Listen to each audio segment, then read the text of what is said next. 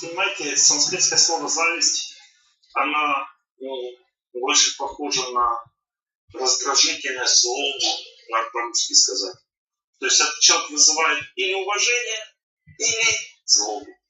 Вот у человека сила есть. Или ты этой силе подчиняешься, или ты начинаешь ей сопротивляться. Сопротивление, злоба, уважение, подчинение. Все. Два варианта. Больше нет вариантов. Сила означает влияние. Хотя что-то действует. Сила. Человек сильный, он действует. Два варианта. Или ты подчиняешься, или ты сопротивляешься. Все. Два варианта. Когда человек сопротивляется, нет любви, нет отношений. Вы сопротивляетесь. Нет любви, нет отношений. Если вы начинаете уважать, это будет хорошим уроком для вас. Вы начнете уважать за то, что он старше. Просто за то, что он старше.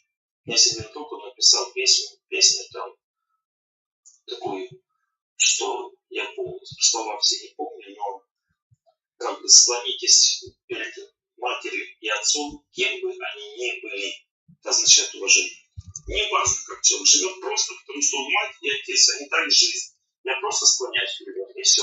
Это признак правильного понимания вещей. Любовь – это аскеза.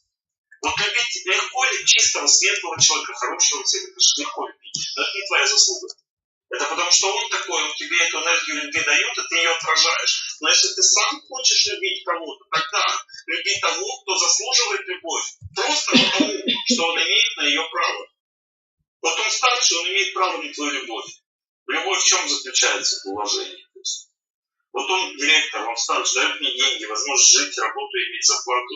Просто уважаю за это. Просто уважаю за то, что его благочестие помогает мне жить. Уважаю за это. Все, увидел в глазах то, что нужно. Сейчас ваше напомню.